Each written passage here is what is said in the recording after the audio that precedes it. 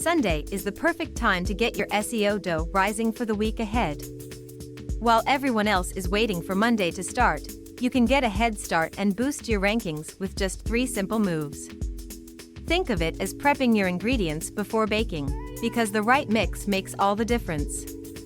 Google loves fresh content, just like a good recipe needs the right ingredients. Check your top-performing posts and mix in one trending keyword that aligns with your niche. Tools like Google Trends or SEO Oven's Keyword Finder can help you see what's hot right now. Your website needs internal links to stay structured. Think of it like preheating your oven. If your pages don't link together well, Google won't know how to serve them up. Think of your meta description as the icing on the cake. It's the first thing people see on Google.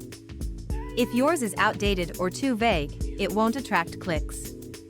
Take 10 minutes to refresh your top posts' descriptions with action-packed, keyword-friendly copy. And just like that, your SEO is rising, your rankings are growing, and you're ready to dominate this week. Which of these tips are you trying first? Drop a comment below with your choice. And if you found this helpful, hit that like button and subscribe for more SEO hacks served fresh every week. See you next time.